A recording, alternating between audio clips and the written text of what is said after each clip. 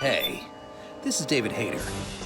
You may know me as the screenwriter of films like X-Men, X-Men 2, and Watchmen, but you probably know me best as the voice of Solid Snake from Metal Gear Solid. And you're listening to Hawaii's #1 podcast, the Kasanova Podcast. Kept you waiting, huh?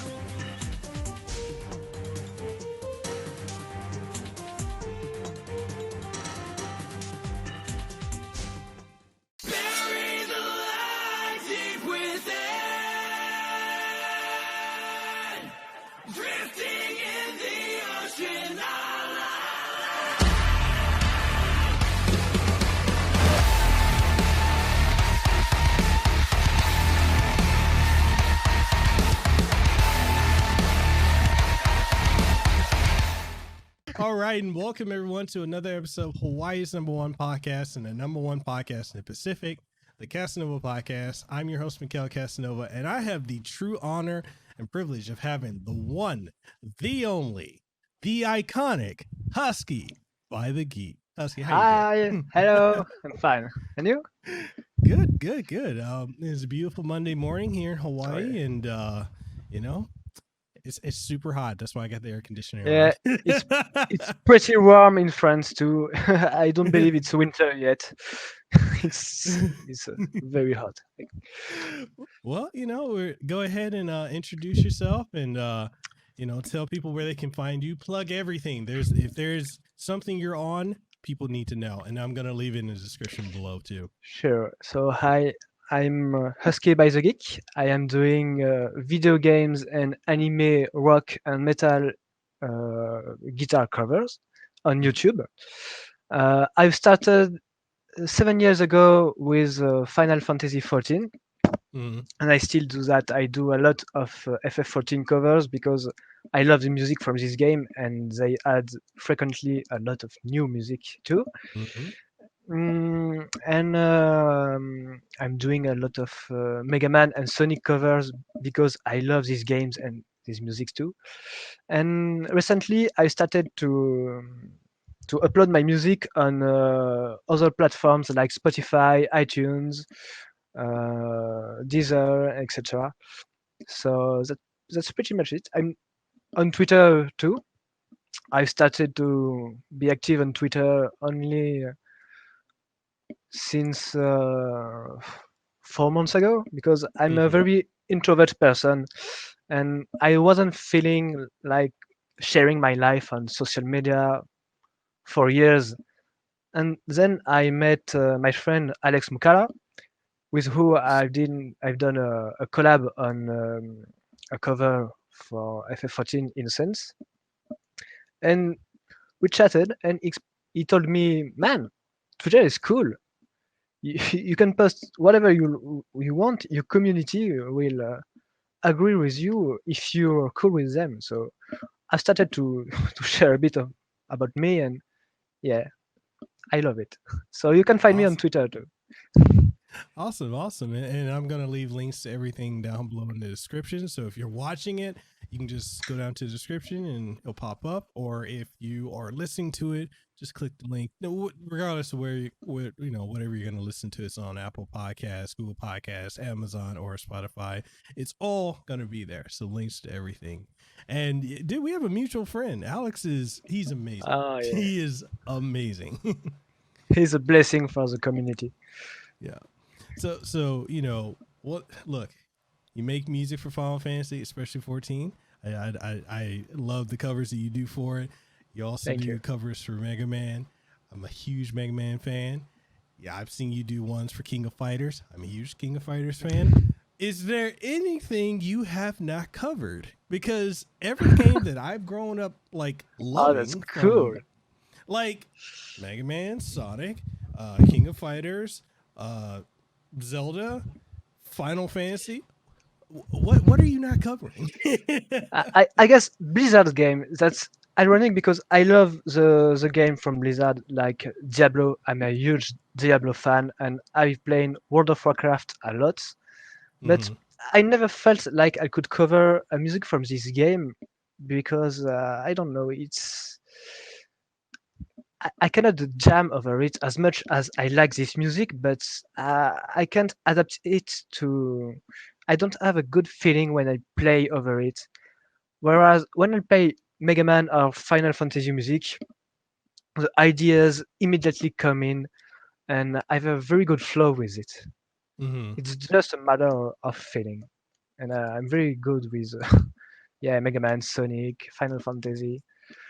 Um, I should do more anime stuff too because the openings and the music in general are awesome. True. I think You I've know, got a good feeling with Japanese music actually because all these games I cover are for the majority from Japan.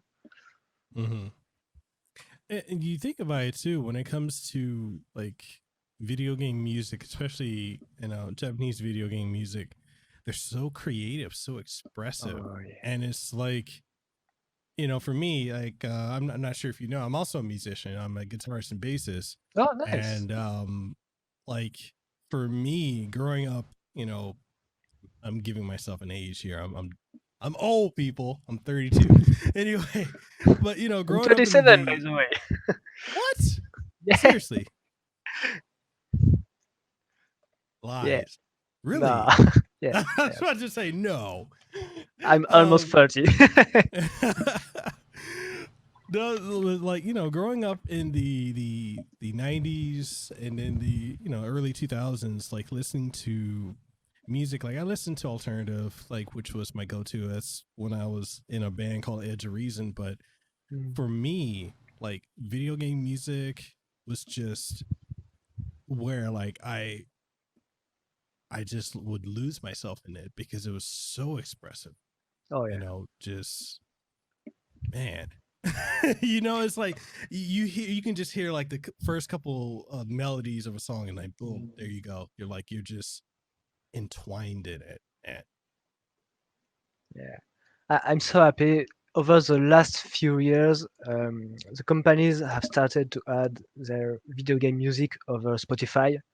mm-hmm, So I started to add these musics to my personal playlist, and that's so cool because video game music, especially boss fights, mm-hmm, brings a lot of emotions and beautiful melodies. And I'm very sensible to melodies in general.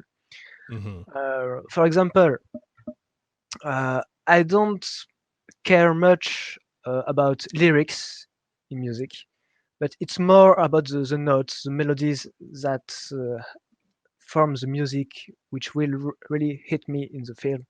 And mm-hmm. that's maybe why I do more instrumental stuff. By the way, I cannot sing at all actually, but I'm very sensitive to instrumental music too.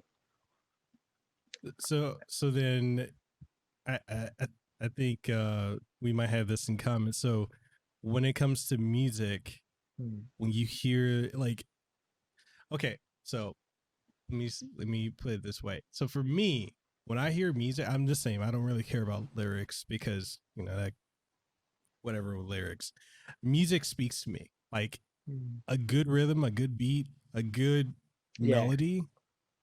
To me, it's like when I hear music, I feel like I'm going on a journey. Like it takes me wherever it's going. It tells me the story, and exactly. it's like okay. Like for example, King of Fighters 99, Tears for Kyo Kusanagi, my favorite Mm. character by the way. That song, it literally makes me tear up because especially that solo. Oh my Oh yeah. god. So are you the same Even way? Like the intro is wonderful. All the music right? is great. So okay. If we were in the topic of King of Fighters, who has the better music, Kyo or Yori? I'd say Kyo. Okay, I why? prefer. It's just the melodies in his music. I It's just a matter of taste. I prefer it. Only so Okay. that's all. That's it. One of my friends and I, we go back and forth about the themes for Kyo and Yori, and Mm. with Yori, he only really has one song that they constantly keep remixing, whereas Kyo each saga gets something different.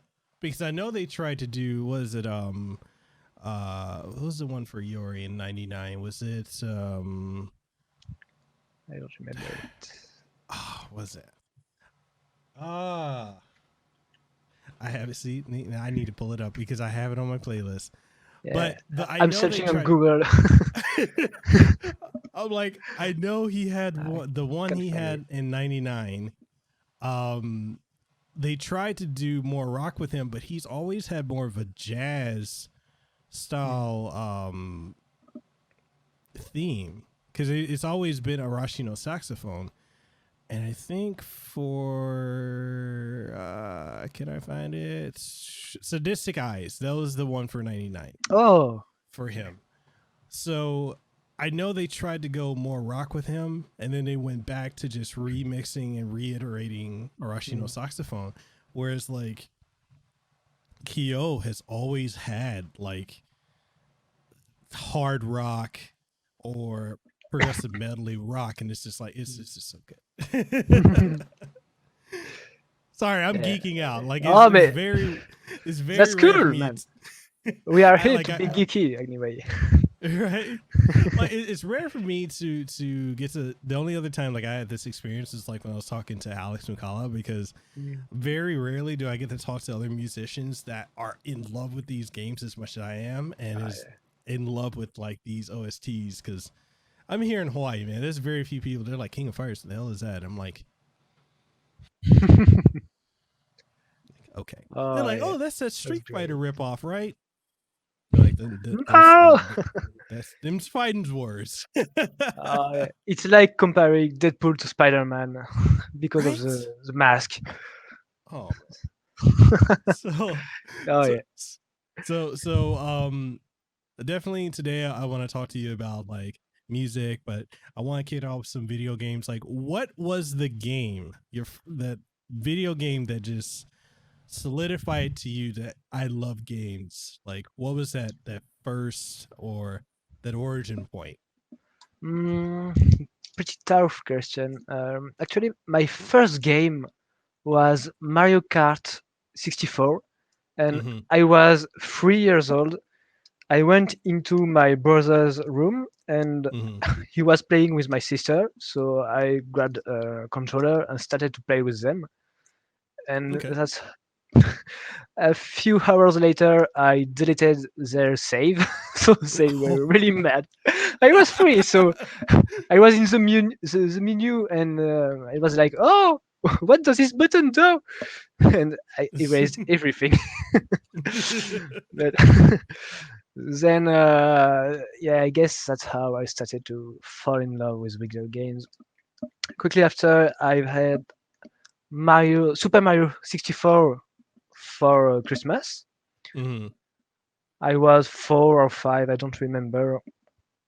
And very early, I started to play on computer with my uncle, and he introduced me to multiplayer games like Diablo 2 when I was, I guess, 7 or 8, and I fell into MMORPGs with Dark Age of Camelot. But thanks to my uncle and my brother were playing too, but I was like 10 years old, so I wasn't very good at it. But I have very good memories of it, and since I played this game, I am a big MMO fan. Okay. So about MMO, I played so Dark Age of Camelot, World of Warcraft with long breaks, and I often come back. FF14, of course, which has become for me the best MMO for the moment. And I have tried a lot of other games like the Guild Wars, the Elder Scrolls Online, Star Wars Galaxies. Oh, I love this game. It was a sandbox MMO, and it was very interesting for the time. But outside of MMORPGs, I fell in love with Sonic games with Sonic Adventure on Dreamcast when Mm-hmm. I was a kid too. And the music, oh my god, the music! I remember the final boss of Sonic Adventure 2 with the music Live and Learn. Mm-hmm. When I was a kid, I fought the boss every day just for the music. And before becoming Me a too. musician, before becoming a musician, I was already addicted to video game music thanks to Sonic. Mm-hmm. And then I started to play Mega Man game on emulators on my PC. I started with Mega Man X, Mm-hmm. which is my favorite Mega Man games with the battle networks on Mm-hmm. GBA too. And yeah, I guess that's how I fell in love with video game music, mainly with Sonic and Mega Man. Well, those are Then two of the I've best right there. oh yeah, the composers are genius. Then I've discovered Final Fantasy. I was like 12 years old, I guess. I Mm-hmm. started with FF9, Ooh. so it's my Um, favorite because it's my first one, and mm-hmm. I replay it every day, every year. And for the first time this year, I've fought the secret boss, Ozma. Oh my god, it Oh, was so dang. hard. Oh, man. Yeah. Then I fell in love with the Final Fantasy franchise thanks to this game. And Mm-hmm. quickly after, I played 10, then FF13, which I love. It's I love this game because the music and the world are gorgeous, and people often say it's a bad game because of the linearity and the characters. But FF10 is very linear too, and it's Mm-hmm. one of the best game. Yeah. So yeah, and after that, I started to play the old Final Fantasy on on emulator. I've done pretty much everyone except FF2. I've never played FF2, but I don't think I'm missing something there. No, you're not. You're not. Yeah, and I haven't done the FF13 2 and Lightning Returns yet, but I will Okay. anyway. So touching on a couple of games that you mentioned, I want to say like with Final Fantasy IX, I remember when that came out, how it, and it's funny because now it's loved as a classic. I remember when it came out and people were kind of like, coming off of like 7 and 8, they're like, I Yeah, don't know, this isn't really Final Fantasy, and I'm like, are you serious? Like 9 is one of the best. Okay, so uh, here's it's a something. love letter to all Final Fantasies. It really is. So here's something. Is some trivia for you. So Hironobu Sakaguchi, he lives 2 houses down from me. Oh, Like, it is insane that like wow. I grew up a fan of Final Fantasy. Like it's literally the franchise that helped me learn English better. Like, because it just forced me to read. Because I'm also dyslexic, but Oh, just because of that story and just everything that was going on in mm, Final Fantasy 6 and Final Fantasy 7 and 8, I just got hooked and it just forced me to read. But literally 2 houses down, Hironobu Sakaguchi lives here, and it's like every time I go to the grocery store, I run wow. into him. He's like, oh, Mikkel-san, Mikkel Dono. And I was like, Wow. hey, how you doing? And like, I just gush to him, like, dude, you It's created amazing. such an amazing franchise. And Oh, he's like, dude, okay, so if you ever come here to Hawaii, I'm just telling you this now. If you ever come out here, I will introduce you to him. Be like, oh, hey, that's just interesting. Oh yeah. he's so approachable too. Like, it's so crazy. Mm. But yeah, I remember like vividly. We had this one. It's so funny.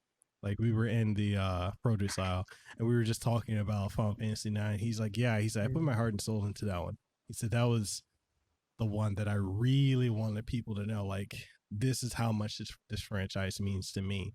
Mm. And yeah, Final Fantasy IX, I loved it. The only thing about Final Fantasy IX I did not really like was the very final boss, because I felt like Yeah, he came out of nowhere. nowhere. Yeah, like I replay that one frequently, and I don't feel like there's anything that really. Actually, I think since they changed the final boss pretty late in the development of the game, Yeah, I guess. It wasn't supposed to be him. But It- I don't know why they did this. yeah, because it's like when you play it, it's like who is this guy? The fuck? Like, right? I was like, wait, Nani?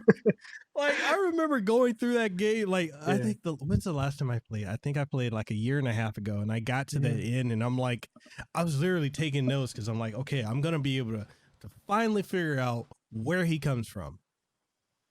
Nope, nothing. There's nothing that explains Oh, him. And yeah. I'm like, the secret boss makes more sense than he does. Oh yeah. But the other, Have you fought Ozma in FF14 yet? No, not yet. I have not. It's in a raid from Heavensward. It's in a Ooh. Alliance raid. You should do it. It's really great.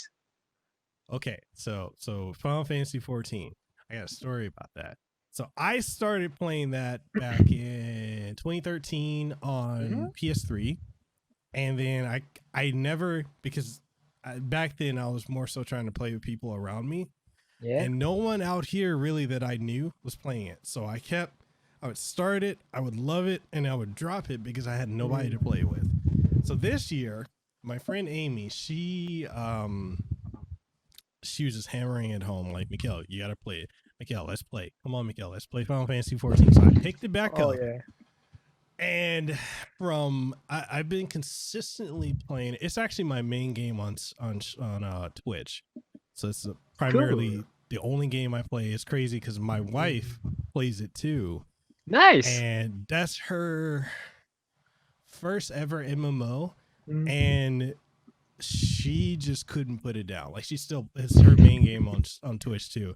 She cool. actually went from from A Realm Reborn all the way to Shadowbringers within the course of like 2 to 3 months. Wow. She was just like, every day she was playing it. And I'm over here like, wait, you started after me? You already there?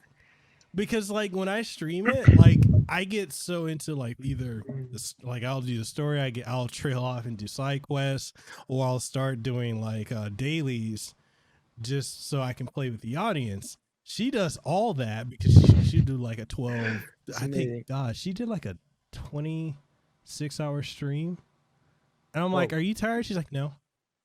I'm like, "Put the mouse and keyboard down." Well, I started.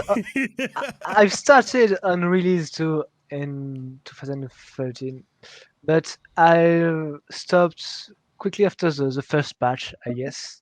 Mhm. But I came back just before Stormblood, so I caught up everything, and I guess it took me 2 months to do everything up to the end of Heavensward. It's pretty long, but it's a great journey. And So the main story is so cool. So would you say like it's one of the best stories in the Final Fantasy franchise from all the Final Fantasies you've played? I put it up in there in the top 3.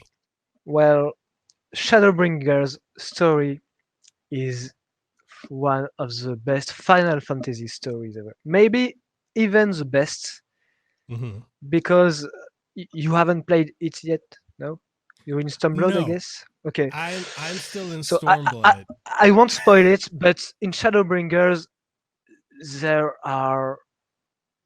is a very big moral question about the villain's motivation, and you're like, is he right or no? And it's up to you, actually. And that and everything else is very well written. Mm-hmm. So yeah, it's in my top 3, I guess. My favorite stories are from, if I have to do a top three, it might be FF10, uh, FF7. The story Mhm. 7 is amazing too, and Shadowbringers, obviously. Okay. I can't wait you to play it. It's wow, it's amazing. So I'm pushing through it because I would have probably been there by now, but I took a month break, and the reason I took the break, the new consoles came out, so Hmm. when Microsoft and Sony sent out the consoles, I'm like, okay, crap, I gotta cover it. So I was like, all right. So like I completely detoured. My audience is like, what the hell are you doing? Like, how come why are you streaming Demon Souls? Why are you not doing Final Fantasy? I'm like, because I have to cover this. Like, Why are you not please. doing Cyberpunk? Right. Well, and everyone's like, come on, Mikhail, get through Stormblood so you can get to Shadowbringers. I'm like, okay, that's Uh, so part of it because it's like, okay, dude, Heaven's uh, Ward was so, mm, oh my God. Heaven's oh, Ward yeah, was such a good story. oh, yeah. The lead up to it, the entire expansion, the post was beautiful. And Mm, then I got to Stormblood, which I'm still in at the time of this podcast. I'm in Stormblood. Stormblood is slow. I will say that yeah, compared to Heaven's I get Word. it. Mm.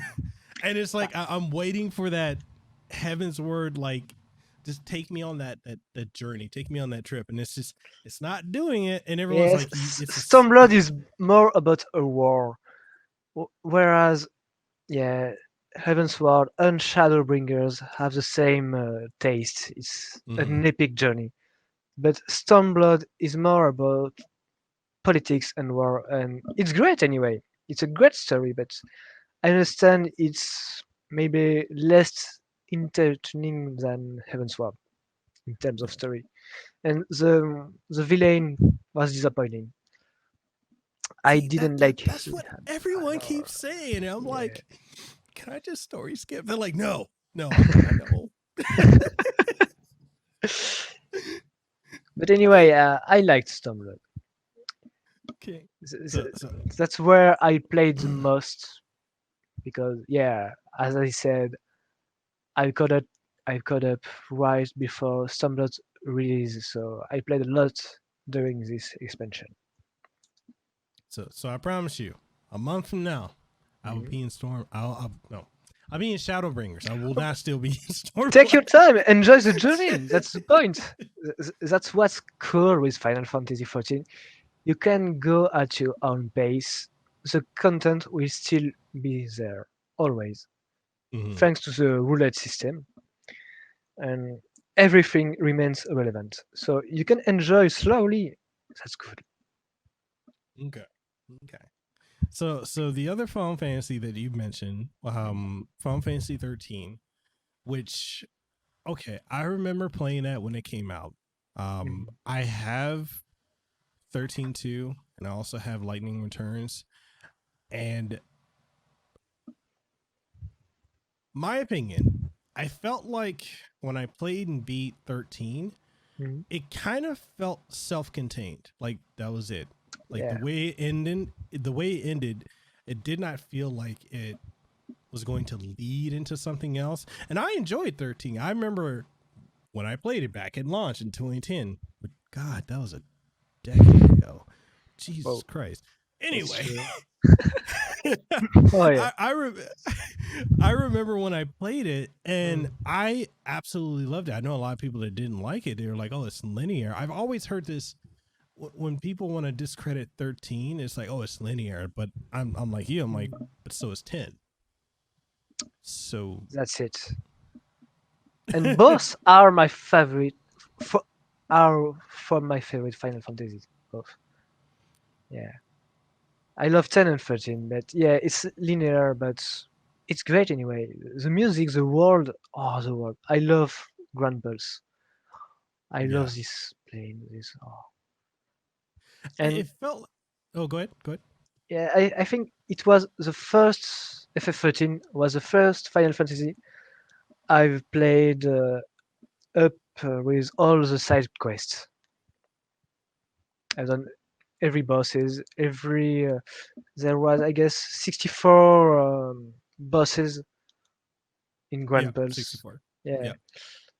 but before that, I played Final Fantasy games just for the story, and since I played 13, I've started to play every Final Fantasy up to well, yeah, with all the side content.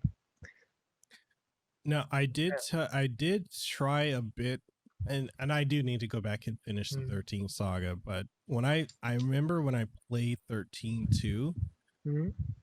I, I think I did 20 hours into it and I was just confused because I never understood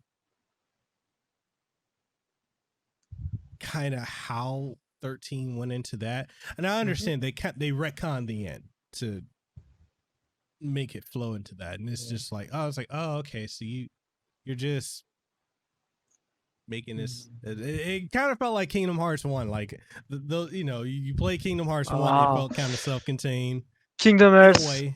I guess, is one of my favorite video games ever. Okay, Too. okay, we can talk about Kingdom Hearts. Oh yeah, we Okay, will. okay, so Kingdom Hearts, which one is your Two, favorite entry? Two. two. No Yeah, hesitation there. no hesitation. Because it's very well rhythmed, I guess how to say it in English. Very well paced, Yes, and yes. uh, everything is great. The villains. The first time you encounter the organization 13, you're like, oh, what the hell? Hmm.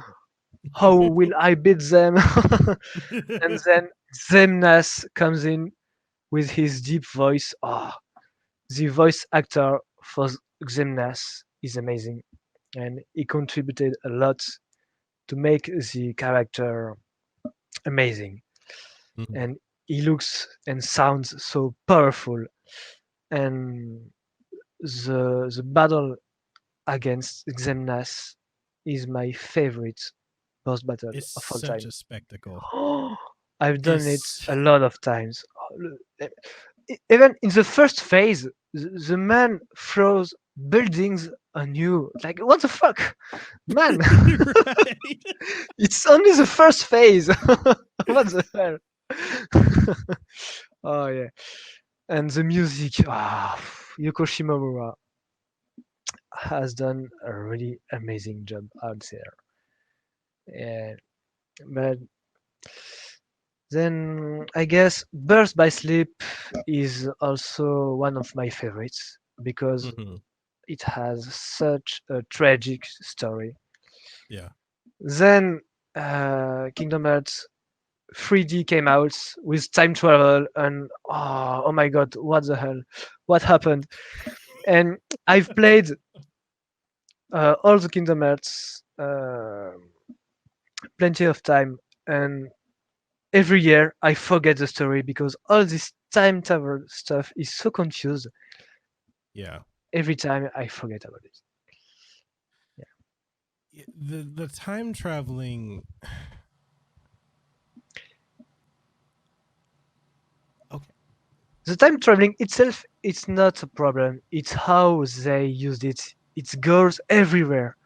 Yeah. It's a mess. It's a fucking mess. It really is. And then with three, okay, were you disappointed with three? Like No, slightly? I liked it because Okay. I'm a big fan and I loved the happy ending. So That made a lot of yeah, people upset. yeah, but as a fanboy, I liked it. But I understand that it came out of nowhere too. I understand. So okay. So And so for the first time, uh, I've played Kingdom Hearts 3 in critical mode recently because I played at the release when there was no critical mode with mhm. the attraction, press triangle to win, and I was disappointed with the gameplay. But now, over the last month, I play it in critical, and oh my god, I've done the DLC with extreme bosses, and they kicked my ass, and I loved it. I spent 3 days to beat the secret boss. It was very rewarding. I loved it, and very well scripted too. I I think the only thing for me that was disappointing with 3 was the press triangle to win. Like that, Yeah, the story I didn't mind the happy ending because the way that you know it was written. I don't want to spoil it for anyone who hasn't already played and beaten it, but it there were allusions to that certain people weren't just evil for the sake of being evil. That there was bound to be a redemption arc for certain characters. So just put it that way, certain characters. And I like the way that turned out. Now, the direction that they're going with the next one, I'm confused. I'm like, okay, what's going on? yeah. Like, so you did a whole sequel bait. So we're getting another game.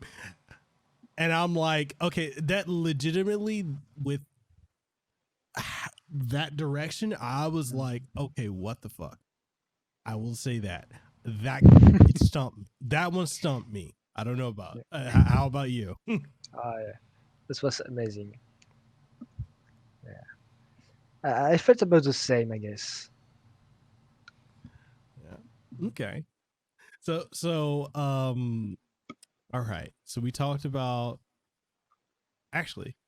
so we talked about a lot of stuff. So Castlevania, I know that's you've also done some covers for that. How Yeah, do you feel I about love that the music, franchise? but I've played only Castlevania Seeker of the Moon on Game Boy Advance.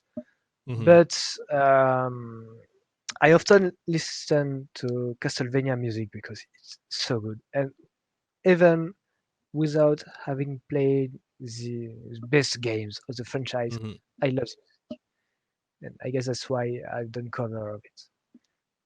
The As music simple is as that. just it's Wow. so the music for Castlevania is so like just emblematic. Like from you can tell how many other games have been influenced by like Castlevania's music, and it's Mm. just I don't know. I just absolutely love it.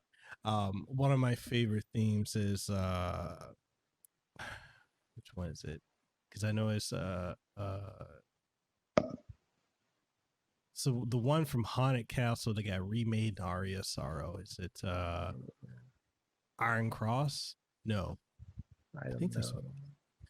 well. It was originally an arcade game, and I know they brought Yeah. it. They brought it back for the fight with Julius in Aria Sorrow. I believe it's Iron Cross. I think that's. Let me check on Google. I know, Yeah, right? I have Sorrow. Yeah. Yes. So that was one of my favorite ones, and it was just like it the way that was composed, like you could tell, like it told the story of the Belmonts, the determination to fight, and the curse of their bloodline. It was just so good. Oh yeah. Okay, so let's just jump over into music. So I want to ask you, what got you into like music? Like, what was like the moment that made you pick up, guitar, I don't bass? know. Since I was a kid, I always told my mom I want to play bass, but Mm-hmm. I didn't even know what a bass was. I thought much later when I was a teenager, I thought that it was actually an electric guitar. Mm-hmm. I thought it was the same thing, but since I was a kid, I had this idea in my head like I want to play bass Mm-hmm. without even knowing what it was. So when I was 13, I finally had a bass, and I started to play my favorite music from punk rock bands like Rise Against, Anti-Flag, Mm-hmm. with tabs, and I played every day. And I started to take lessons as well. So I improved pretty quickly. Mm-hmm. Then when I was 16, I picked up the guitar, Mm-hmm. and same thing. I started to play my favorite musics every day, and I improved quickly too, thanks to being regular with it. And I started to have rock bands uh, when I was 17 in high Mm-hmm. school. But where I live in the south of France, it's really hard to play rock live because 90% of the population don't listen to good rock music. Mm-hmm. They listen a lot to rap with autotune, so it's pretty hard to play rock where I live. And Mm-hmm. over the last 10 years, I've had a lot of bands which all failed, and only YouTube worked for me actually. And that's Really? that's so cool because on YouTube I play what I like and Mm-hmm. people enjoy it with me, and that's really amazing because I do what I want and people support me. Okay. I'm very lucky and grateful to this situation. Yeah. So that makes me want to ask, like, when it comes to music, Mm. are you able to read music? Like, I play by hearing. If I hear it, I can decipher the chords and whatnot. Yeah, And I've worked my ear too mm-hmm. by writing tabs when I started music. So Mm-hmm.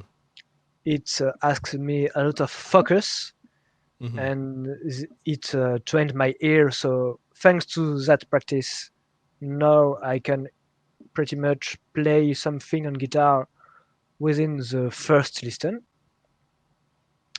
But I cannot read the partition of music now. Okay. Not at Okay. all. I That's do one of the everything things by ear. that's one of the things like I find it so common, like for a lot of us, like we can play, we can hear it and pick it apart from there and start playing it. But yeah, as far as reading music, like there's very few people I know that are able to do it. And it's kind of interesting. um when I was doing, because I there was a point where I was doing music professionally as a career. I was a singer at one point. Mhm. Oh, can I do something else? They're like, oh, can I be the face? They're like, no, you don't have the look of a singer. So so you know the whole like not sure if you're familiar with like Milli Vanilli, where it's like they had the look, but they weren't the people that are actually singing. So I was kind of in that situation for a couple of years where the label I signed to, they loved my voice, but they had somebody else be the face. So yeah, I had to be a ghost singer, ghost writer. That was Man of not fun. Shadows. Yes, right. It was an interesting thing. But like when I was doing music, I met a lot of people that were either classically trained in, various instruments, that could read music. But one of the things that they weren't able to do, and I'm sure this is not for everybody, but my experiences of running into a lot of people that can read music or are classically trained, when it comes to freestyling or getting into that creative mode, a lot of them struggle with it because they need some type of organization or Mhm. leadership to get there. For me, and I think I probably discussed this with Alex before too, but like for me, if I pick up a guitar, pick up a bass, or if I start jamming out on the drums, the music just takes me. Like I'm gone. The music just wherever the music wants to Bye. go. Right? You know how that is. Like you will start off with one thing and you're just like 30 Oh minutes yeah. later it's like, okay, we just went on a whole journey. But that's how it is for me. And it's like I found a lot of people that have that same experience. And it's like when I find it difficult to explain it to people who don't do music. They're like, what is that like? I'm like, it's like getting on a roller coaster. Like It, right? it's just witchcraft. Right. The music just takes over and it's like you're Yeah. just watching like Okay, that was an interesting riff. Okay, yeah, I like the direction you went with that. You know? Exactly.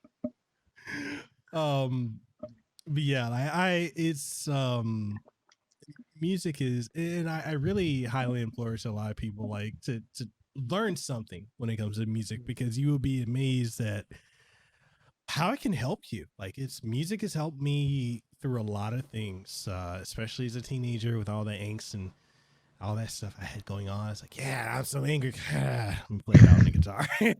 Oh yeah. What all instruments aside from guitar, like, are you self-trained? Are you self-trained on other instruments as well?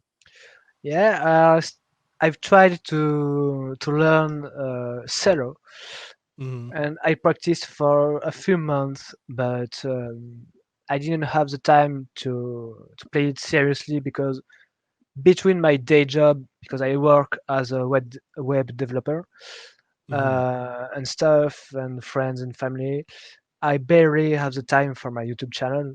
I Mm-hmm. spend 1 hour a day during the week on my YouTube channel. Really? Yeah. So I've dropped the practice of Sir, cello to. lies. Really? Making me take my Yeah. glasses off and I can't see. Yeah, I make a cover between. It takes me between 10 and 30 hours, depending on the difficulty. So when I do pretty easy covers, yeah, I do it in 10 hours. So it takes me around 10 days, actually. Wow. But there are some other covers that, like the Extreme, which I've released today as we are talking. Mm-hmm. It took me 1 month of practice, because the guitar parts are just impossible to play. So I practiced 1 hour every day in order to play it. Wow. But that's an exception. So yeah, I practiced cello, but I dropped it pretty quickly because I didn't have time. I've bought a santian too. It's a Mm-hmm. Chinese instrument. It sounds similar to Japanese shamisen. Mm-hmm. Um, Same thing. I didn't have the time, and plus it's a really cheap instrument, so it's always gets detuned and it's almost unplayable. But it's the only one I can find for a reasonable price on internet. Nice. I'd love to Well, have a real shamisen, but it's really expensive, and mm, it's really hard to get a good one outside of Japan. mm, And okay. it's fragile, so importing one would be pretty dangerous, I guess. I'm noticing a trend here. So almost everyone that I'm running into that's a content creator on YouTube that is also doing music has some background in IT or like Yeah, that. I'm Alex noticing this, Alex was a web developer too. That's amazing. dude. So me too. So I did that. Oh, cool. I did Cisco for Okay, you're almost, in network. So, yeah, almost 7 years. I did that. Development, coding. So it's trippy the amount of people. I'm like, what do you do outside of music? And they're like, web IT. development, IT. So something like that. Oh yeah. Look, and for people who aren't in those fields, you have to do something outside of that, because it gets really monotonous. Like, you a lot of times, like, I know for me when I was doing it was the last thing I was doing. So I was doing Cisco and telephony Mm. up until last year, and it was just routine. Like, it's the same thing day in and day out. So, like, for me, like, music and gaming and content creating, that was my outlet. So I'm seeing a lot of the most creative people are coming from an IT background. and it's like, I feel like we're very unassuming. Like you would never expect us to be that deeply into music. So, Everything is related. right? So what I was so one of the things I was saying is like, looking at your YouTube channel, over the last 7-8 years you've been doing YouTube, and with such a high production that you've done with your videos, it's look, I'll just say it, it's hard to believe you spend so little time on your YouTube channel. I'm over here like the camera angles, like the cinematography, the way you shred on the guitar, right? Well, Like, actually, okay. the filming part is the shortest because I record for 1 hour, then I do the video editing for another hour, so it takes me 2 hours to do it, and everything else is about. Well, the video part is easy because I just put a camera, I record, and I play the songs, so it doesn't take a lot of time to do it, to do this part. The longest part is the arrangement.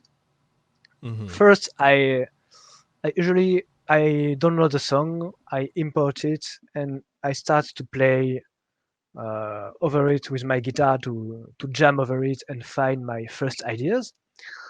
Then, when I have my first lead and rhythm guitar, I write the drum parts. Then I play the bass and I do everything else properly because the first guitar recording were just like mock-ups. And yeah, it takes me so between 10 and 30 hours to do this. So yeah, it sounds like crazy, but it's plausible because when you see other musicians on YouTube who have the luck to live from their content creation, other VGM cover artists do one video per week. So yeah, 30 hours sounds reasonable for them too, I guess. And maybe they spend even less like me. It really depends on the songs. And since I've been doing this for 7 years, I have my routine, my presets, and I don't spend as much time as before for the mixing and mastering part because since I do basically the similar thing every time, I have my shortcut. So yeah, the longest is definitely the arrangement part for me. Okay. Yeah, well, you brought up a very interesting point about the musicians that are able to live off of doing content creating with music on YouTube. Do you see that as something that you would potentially want to do yourself, or do you? I always wanted to do this. Yeah, but I cannot yet, and I don't know if I will be able to live from it someday. I don't really know. That's really a tricky part because ever since I've started my YouTube channel, my growth has always been constant. I've been earning around 500 subscribers per month ever since the beginning, and this number only started to increase this year. And maybe it is because I started to do content more frequently and become active on social media, but I've exploded on the FF14 community thanks to its community and the composer Masayoshi SOKEN, who retweeted me pretty often. When I do a cover, he shares it, and that's really amazing because, man, I do a cover and the composer himself approves me, and that's really cool. And thanks to that, I've I've exploded in the FF14 community, but outside of that, when I try to cover something else, it doesn't Mm-hmm. blow off. Yeah. And I don't know if I will be able to live from music someday because of that. Okay. Because as much as I love FF14 and its music, uh, the fact that my other covers don't reach the same numbers uh, cannot allow me to live from the earnings I'm doing from it. No, I understand that. I can definitely relate to that. I, so people think, and I frequently have this conversation with my family and other Mhm. people here in Hawaii and globally that think that content creating is just easy. Just put the camera in Oh front of no, your face, hit it's a record. lot of work. There you go. Like it is a ton of work. Mm. Especially when you know, like you, like I'm very passionate about Final Fantasy XIV. And I've noticed when I do streams on Twitch with 14, they do exceptionally well. Then when I want to do something else, Mm. it's like, and you know, and going over to YouTube, I've noticed too, like this. I will say this has been the best year for me podcasting. Uh, Yeah. Podcasting has just been blowing up for me this year. YouTube has slowed down. So one of the reasons I know YouTube slowed down for me is because I started streaming on YouTube and putting up content. And it's kind of weird how YouTube's algorithm is because before I started streaming on YouTube, I was doing consistent several thousand, like anywhere from Mhm. 3 to 4, maybe 10 to 15,000 per video. And then when I started streaming, it kind of tanked my channel. So Oof.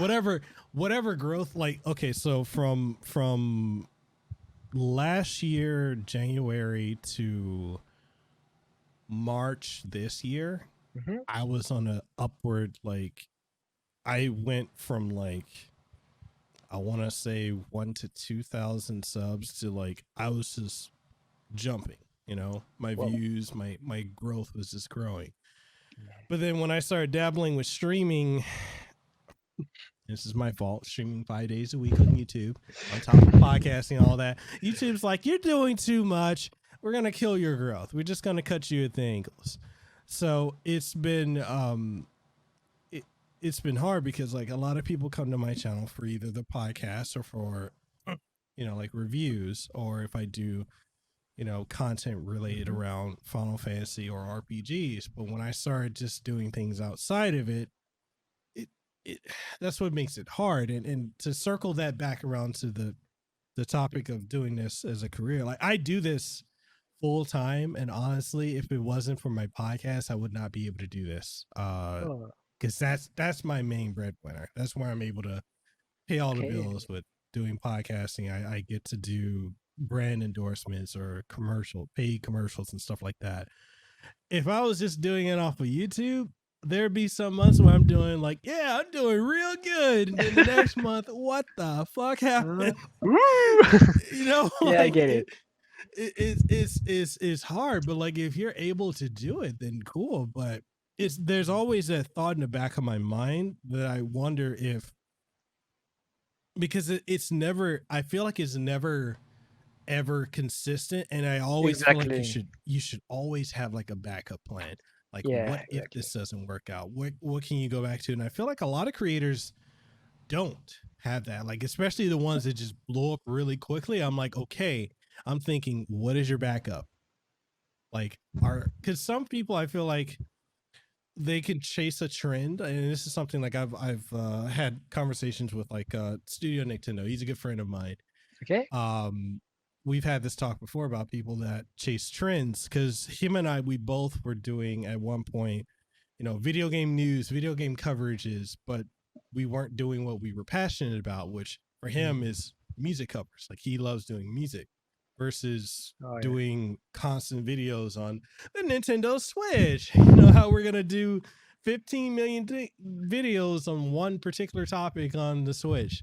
And, Nick and I talked about that when I had him on my show about how, it's easy to do certain things for views, but then when you want to do what you're passionate about, sometimes it's like very difficult to find growth in that, and I know for him, transitioning away from doing video game news or covering topics he doesn't care about to doing music where his passion is, that was a hard change, but he's found a lot of success in it. And I'm really I'm so happy for him because he's very, very talented. But yeah, like trying to do this and live off of it, it's hard. It's doable, but like for me, there are days where I'm dangerous. like, there are days where I'm like, man, I miss my IT check. I miss that check from IT. But I think it might be less dangerous when you have reached such high number, because you will always have a fan base as big, so you will live from their help. And I guess I started to be on Spotify and other audio platforms recently, and I've started to earn money from it. And I'm seeing other video game artists, cover artists, which who are doing a few views on YouTube, but a lot of listens on Spotify. And I guess in one platforms fail someday, the other one might be enough to live from. Maybe. So I guess that's a kind of backup, because as a musician, we are on multiple platforms, and when you reach hundreds of thousands of subscribers, you might live comfortably from it, from your streams, maybe. Hey, I mean, you've had tremendous success. I'm looking at your sub count right now, and I'm like, dude, you're where I want to be. I'm really grateful. I'm really grateful and lucky. Yeah. I guess I will hit the 50,000 subs maybe for January, I guess. Guaranteed. I'd love to. Guaranteed. I wanted that for years. Ever since I started on YouTube, I was like, oh, when I will be at five, I don't remember the number. Yeah. Oh, yeah. That's a pretty nice achievement, which will come true now. And I hope you will reach this kind of number too someday. If it's I've gotten to a point now, like I'm more, I guess I've gotten to a point like when it comes to being content with, like, if YouTube takes off, cool. But I've put so much stock into podcasting since that's become my main outlet. Like I'm like, I when I look at my download or my streams for like Apple Podcasts or for Amazon Music, I was shocked when they reached out like, hey, would you like to put your podcast on our platform? I'm like, yes now. But like going into the podcasting outlet, because it's really been untapped. And I've noticed over the last couple of years, especially within the last 2 years, there have been a lot of content creators that have jumped over into doing podcasts. Like that's Oh become the thing. Like everyone has like, yeah, I need to get a podcast. And I'm happy that I was at one of the forefronts of that for content creators, starting years ago. Because yeah. it's like now if someone goes and listens to my podcast, like you've got a whole library. Like, what do you want? What are you interested in? Okay, I've probably covered it. You want video games, you want tech, you want entertainment, you want actors, whatever. There you go. Like there's that. So I'm happy with the constant growth of that. I still put in effort with YouTube, but if it doesn't grow, I'm fine with it. I just look at it as it's a portfolio of work. It's my Mm. body of work. Like if anyone wants to look at something visually, if they want to look at a podcast I've done with someone, if they want to look at a review, okay, here it is. Because it's open doors for me. Like The essential is watching. Is not comparing yourself to others, but comparing yourself to yourself and see yes, how you evolved over time. yes. Like looking at my first couple videos is cringe, but I'm like, I've come a Mm. long way. Like, Oh yeah. but that's the thing about doing YouTube is there's how quickly you grow or how you grow at all is always going to be different. It's different no matter Mm. and I know a lot of people tend to compare themselves to other creators, and I'm like, you can't, because you grow when you grow. Oh yeah. So but I definitely want to say I love your work, Thank your you. growth, dude. Guaranteed 50,000, guaranteed 100,000, guaranteed 500,000, dude. I'd It's love gonna to. happen. It's I gonna happen. I can't wait. I don't know So when, but I'm fine. I'm happy with my numbers today. So even if it stays the same, I will remain happy. If it blows up, it's even better. But I've reached a point, man. I'm just a man who does music in his room. mhm, So reaching these numbers with this situation is just crazy. yeah. So I definitely want to ask, like, how did it feel the first time? Actually, each time, but specifically the first time when SOKEN Yeah. reshared your music. How Well, did that feel? I wasn't really active on Twitter back then. So when I learned it, I was like, what the fuck is that? Is this really the composer? Oh my god! And it was amazing because it was only my second cover from FF14. So my Mhm, second cover on my YouTube channel. So this legendary man helped me since the very beginning. mhm, And since the minute he shared my video, I had a lot of likes and of comments which started to appear, mhm, and a lot of Japanese comments too. So I was like, oh, wow, even the Japanese people like what I do. That's amazing. And I was like a kid, really having the composer sharing and approving your work is like mhm, a kid meeting his idol. mhm. That's amazing. And every time he retweets me, I feel the same. I'm like, oh yes.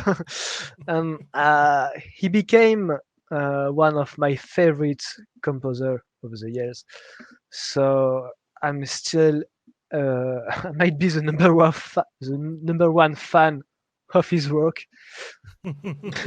So because I like his music so much that I do cover from it. And by the way, his music, I have a very good flow with it. It's Mhm, easy for me to do FF14 cover. I can jump easily over it. I have a good feeling with it. It's a playground for me, really. mhm, I guess it might be why my best covers are from this game because I do what I want and I manage to make it sound really cool. That you do. That you do. You do very well with that. Thanks. That's awesome, man. And it is, again, congratulations for that, because Thanks. that doesn't happen every day.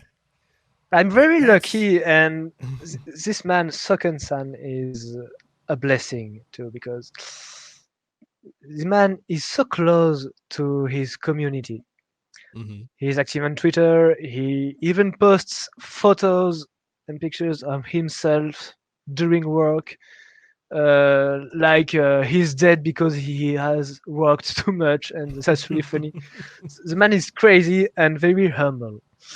So yeah, he's a blessing for us, and I'm very grateful that he helped me to grow my channel like that. Awesome, man. Awesome. A couple other things. One of the things I want to talk about is doing collaborations with other content creators for music. I know you've done stuff with our mutual friend Alex Mkala. You've done stuff with our mutual friend Studio Nick. Nintendo. How did that come about? Like the whole process of doing collaborations with other musicians? Was it just you reached out, or did they hit you up, or? So the first story is about Alex. Okay. His channel started to have visibility 1 year ago, I guess, and I Mhm. started to notice his video, and I fell in love with his work so Mhm. much that I've digged his channel, and I've even listened to his original music. Mhm. So I started to drop comments on his videos, etc. And actually, Alex was a long time fan of my covers. Mhm. So he followed me since the beginning, I guess. Mhm. And one day he has done a collab with Ro Pagonanti for Mhm. FF7 cover. And I said, hey, it's really cool. And Alex told me, hey man, we should do the same someday with FF14 music. And I thought it was a very nice idea. So I Mhm. reached out to him a few months later, because I wanted to do a cover of Innocence, and Mhm. his orchestral work was mandatory for the cover. So I asked him if he would like to do it with me, and he said Mhm. yes. And that's how it started. Uh, so we worked together. I wrote my instrumental parts and sent to him, so he did his part too, and Mhm. that's how the collaboration has been done. And the result was amazing, and like, man, it's one of the best cover I've ever done, thanks to Alex. And it's also one of the hardest because there is this arpeggio part on the guitar, which Mhm. is originally a really quick piano part, Mhm. which is not supposed to be played on the guitar. But I'm so stubborn. I practiced it for 40 days in order to play it, Mhm. and that's how it blew up after that. And I liked the idea of collaborating because first it's fun, and the Mhm. results blends the best of two musicians. So it's amazing. And for Nick, Studio Nintendo, I've had um, this song Rise from FF14 Heaven's World, which is the Mhm. battle theme from Alexander. Mhm. I've tried to do it alone 3 or 4 years ago, but I abandoned because I wasn't satisfied with the results. Mhm. And I've discovered Studio Nintendo's channel, and I love his voice and his style. Man, Mhm. he's a genius. He's so underrated. And I thought, man, do you want to do a collab with me? You deserve a lot of more views, and I'd love to have your voice. And I Mm-hmm. guess uh, doing a FF collab with me might give you a lot of visibility. Mm-hmm. And he was up to it. He said yes, and I sent him the instrumental parts. Mm-hmm. And first he told me, "Man, what the fuck are these lyrics? It doesn't make sense."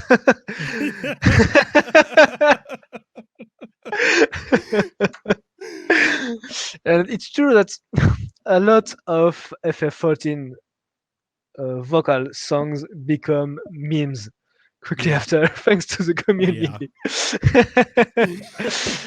And so he sang it anyway, and the result was amazing. But he sent me like 18 tracks, I guess, because there are so many arrangements and so many effects he used to to make it shine, and I was astonished. So Mm-hmm. I've mixed his voice pretty easily because he sings so well that it was easy to mix, Mm-hmm. blended quickly, and we've released it 2 weeks ago, I guess. And wow,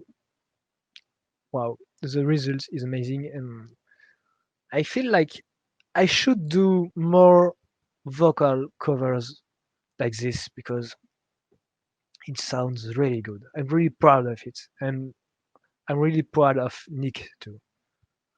Yeah. I remember when the video first went live. I remember Nick. He texted me, and he texted me the link, and he said, "Bro, check it out." He said, "I know you love Final Fantasy 14." I'm like, Yeah. Nick, when are you gonna play the game? Have you And he's fought like, Alexander by the way yet? No. yes, yes, Yeah. yes, yes. That's why I love the cover because I'm like, Mm, you guys did a fucking phenomenal job. mm, But like, yeah, I remember he texted me. He's like, "Bro, check this out." He's like, "Dude, yeah. this is dope. When are you gonna play the game?" He's like, "I'm gonna get around to it." I'm like, "It's free up until like I think Mm, it's still yeah, I free." tried to make him play, but I guess he has other games to play before. I'm like, dude, But just like he dip your has to play toes it. into it. You got people to play with. Mm. And he's like, I don't know. I'm like, Nick, come on, Nick. Exactly. I text him that every other day. Like, so what class you picking? He's like, for what? What server you hopping on? Yeah. So I should help you to make him play. right. I will.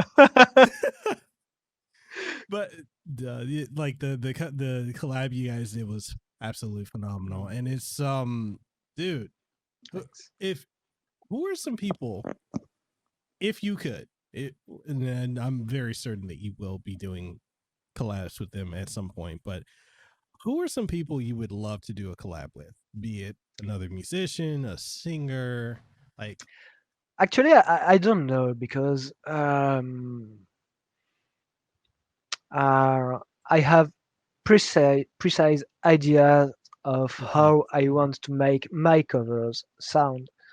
So I love to do collabs if I'm invited to other musicians' mm-hmm, works.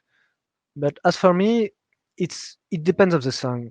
Look, I thought about Alex only for Innocence music, but I'm sure we could do any cover with Alex. But it's when I thought about Innocence that I called him because mm-hmm, I knew his work was what I needed. And it's the same for Nick.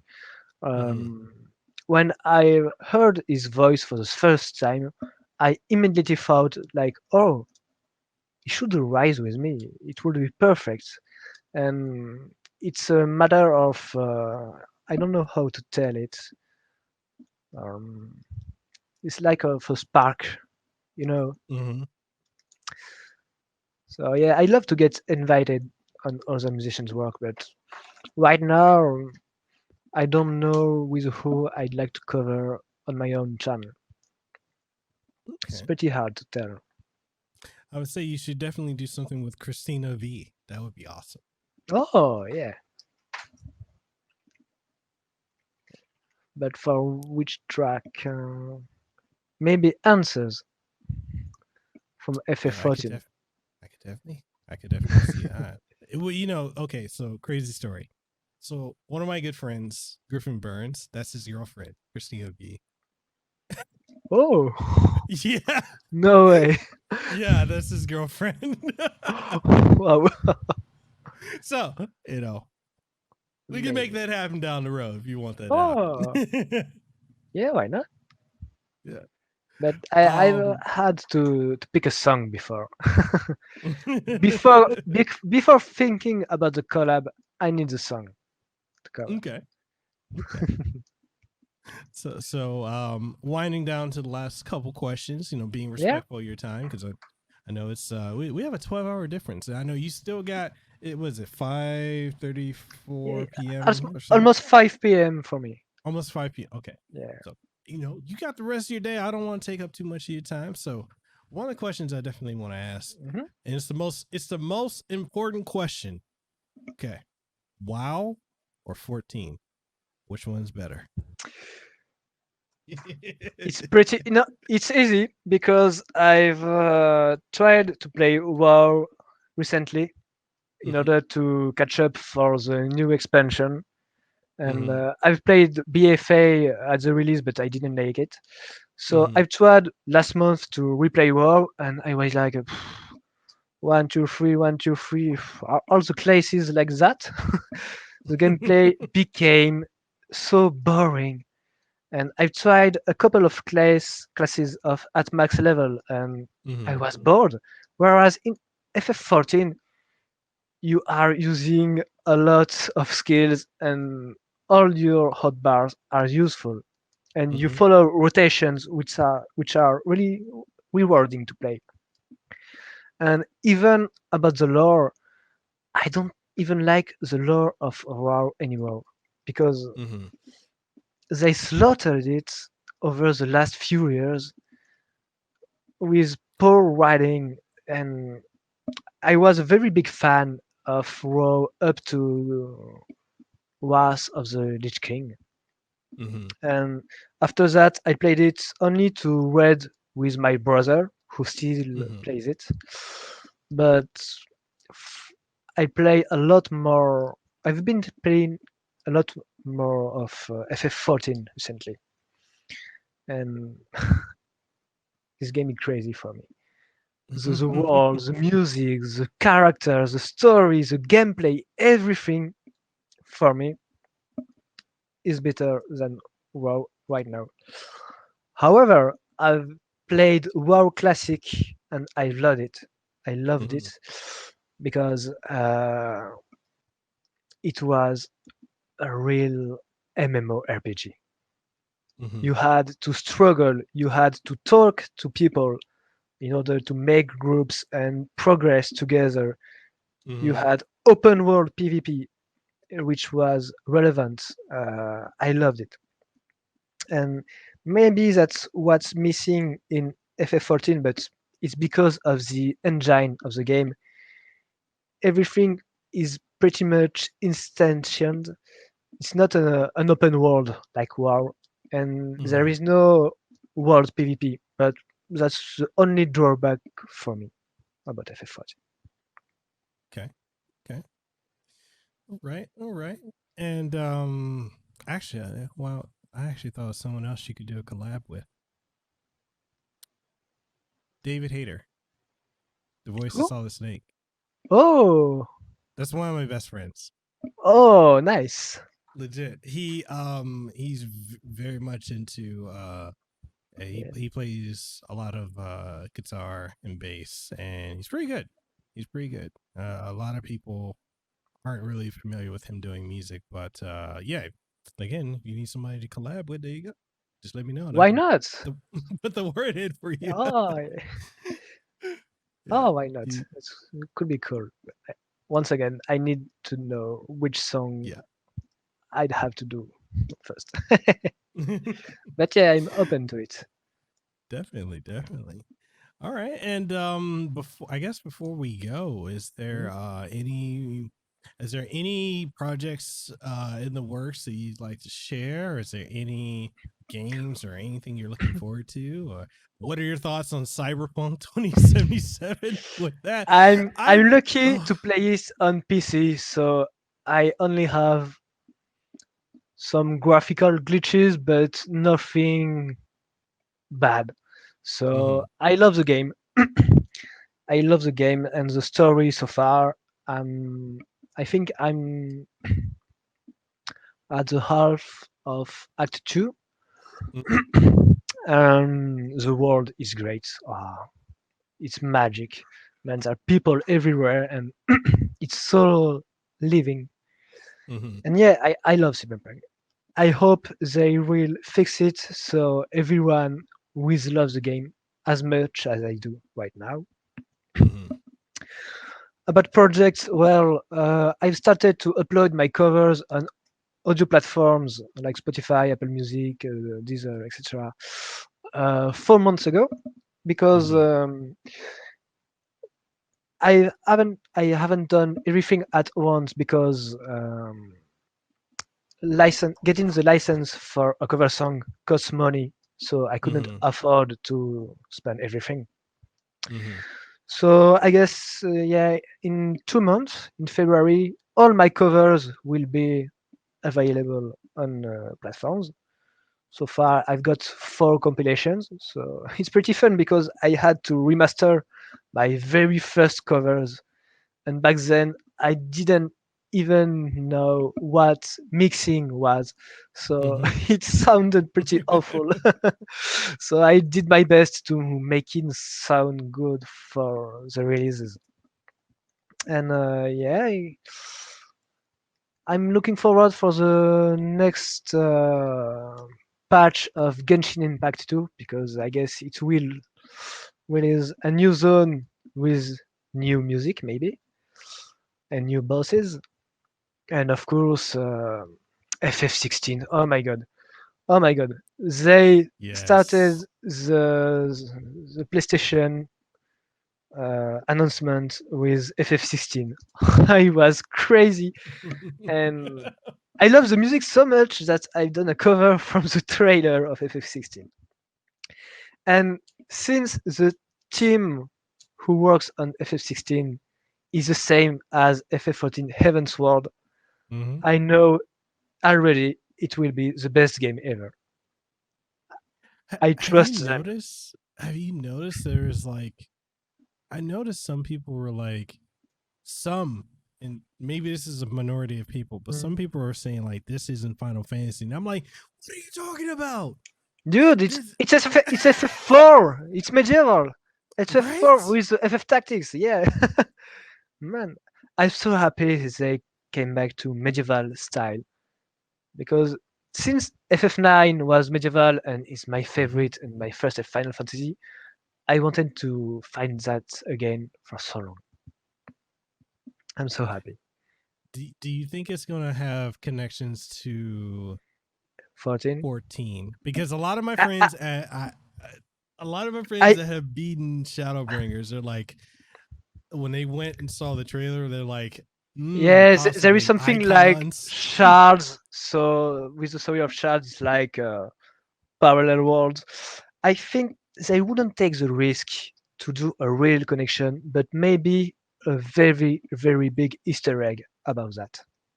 Oh, kind of or, like or maybe 10 and something 10 and 7. something maybe something hinted but not explicitly said in the story. Oh, kind of Maybe. like 10 and 7 in a way. Like they're connected, but like not. Yeah, I see, but maybe more precise than that because Okay. the connection between 10 and 7 uh, i- has been found by fans, I guess. No, Yeah. Yeah. It's, so yeah, it's not told explicitly. yeah. Yeah, maybe something like that. I think that would be great. That was hype though. That trailer was Oh yeah, can't wait for the gameplay trailer. Everything is great. Oh, so other than that, anything else you want to leave the audience with before we go? Well, I think I've said everything already. Yeah. So you guys can find me on YouTube. I'm Husky by the Geek, on Spotify, iTunes, Deezer, Twitter, and I guess that's it. Okay. Well, actually, I lied. I have one final question for you. Nope. Yeah, tell me. Did you have fun today? Oh yeah, I loved it, man. It's been almost 2 hours already. Yeah. That's funny. That's really funny because I'm not a talkative person at all, and that's amazing because you made me talk a lot. Are you a wizard? Man, that's magic. Yeah, I had fun. What about you? Dude, I had a blast. I had a blast. Yeah. I had That's a blast great. talking to you, like talking music, geeking out about Final Fantasy IX and how that blast boss makes no sense. Oh yeah. God, I'm still stuck on that. Like I'm like That's that nonsense. boss made no sense at all. But yes, like being able to nerd out about games and music, like it's, I like when I have a podcast or I'm interviewing someone and it doesn't feel like a Q&A, like it feels like we're just having a dialogue. Yeah, That chat right there is better. really fun with me. Like the conversation with you, the conversation I had with Alex, like those are honestly two of the top ones I've had for this year where I just had fun. Like, and it's just, we're just talking, just talking yeah. like games and music and it's just something special about that. And I really, really enjoy it. So I had a blast. Yes, sir. Thank you. Oh, me And too. I would love to have you back on the show if you'd ever Sure. want to come back on. Oh, That'd I would be an love honor to. have you back. Oh yeah, I will. So we gotta play 14, but I don't know what server you're on. Oh, since I'm in Europe, I'm on Mongol, which is in the Chaos data center. See? Yeah. I'm on Primal Hyperion. Yeah. I cannot play with my fellow American community, unfortunately. Well, it's been an honor having you on the show, and Thank you so I'll leave much.